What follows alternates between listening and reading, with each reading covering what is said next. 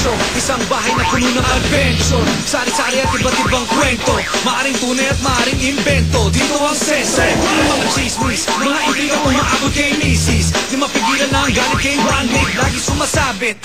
Dito sa bahay, halina makinig kayo. Kung minsan may kalokohan, kung minsan ay may matino ang usapan. Dito sa bago mong tambayan, puro kasiyahan, kulitan at tawanan. Kasama buong tropa sa baba, para gawain bahay lahat may nakatoka. Iba't ibang ugali, iba't ibang diskarte, na para tinabi mo ang unano sa higante. Full house, dito lahat kayo kasali. Full house, ibang klaseng kung tumiskarte. Full house, sa iisang bubong.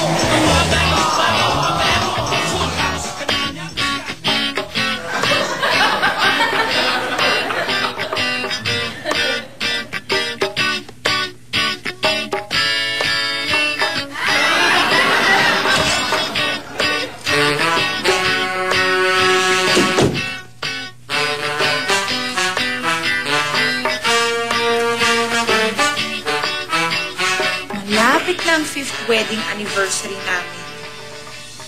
Ay naku, hindi pa naalala ng asawa ko. Siguro nakalimutan na naman niya. Well, if that's the case, hindi ko papaalala sa kanya. I won't even give him a hint. Eh ano ngayon kung hindi mo celebrate yung anniversary namin? Do I care? Huh? Ako pa. Han? Pwede bang hiramin tong dyaryo? Yeah, okay lang. Sige, tapos na ako dyan.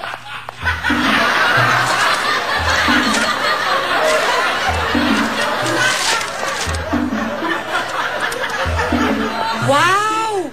Anniversary sale nung mall na malapit sa atin. Anniversary sale? Anniversary sale. Gastos lang yan.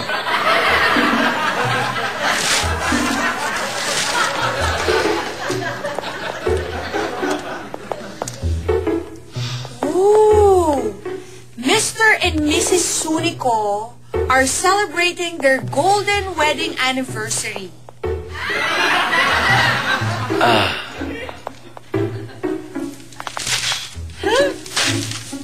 Sino ba yung balitang hinahanap ko? Baka may follow-up pa. Ang balita hinahanap ko. Yung tungkol sa mister na pinatay ng misis. Mister, pinatay ng misis? Bakit naman? Eh kasi, nakalimutan yung anniversary nila. Sobra naman yun. Morning, Tol. Ano yung sobra? Aba, isipin mo, yung misis, pinatay yung mister dahil may nakalimutan lang. Yun lang. At bago ko makalimutan, tingnan mo nga kung may improvement na yung ab ko. Ano? Muscle. May muscle ba? Ha? Oh. Meron. Meron? Meron. Malit na lang. Meron lang. Nagalak rin. Nagalak. Hindi pa, Tol. Dating na. Meron. Ang lakas. Ito. Ayan, no? Mga pandi-pandi shoulder. Ayun, meron. Meron na eh. Okay. Ganda na nga. Sige. Bakit nga pala nandito? May kailangan ka? Yun. Buti, napaalala mo. Kaya ako nandito, Tol. Hiram kasi ako ng plancha. Plancha? Oo, yung plancha kasi namin, malakas sa kuryente. Aha. Ang laki ng babayaran ko. Mahal ng kuryente ngayon eh. Parang ikaw nagbabayad, ha?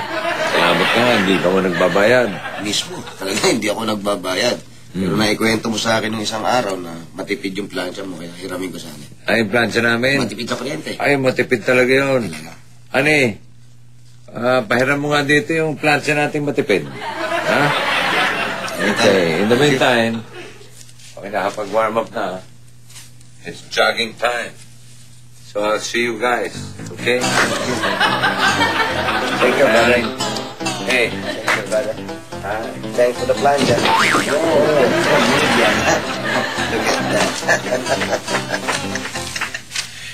Alam mo yung asawa mo?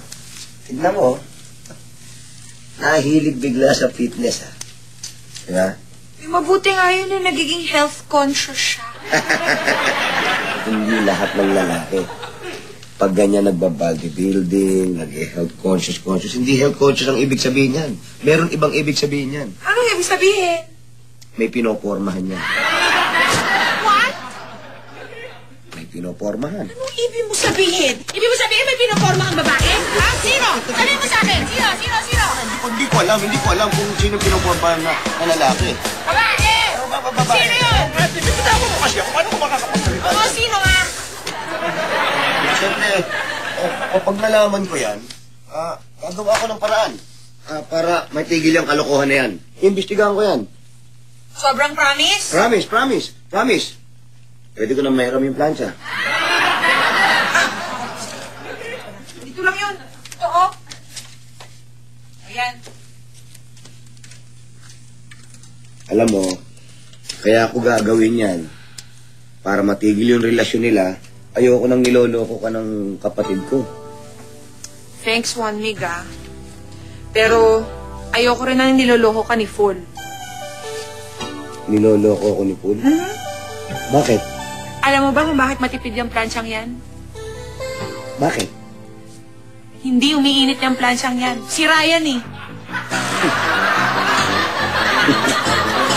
Ngayon pa lang, iimbestigahan ko na yung kapatid ko na matipid sa kuryente.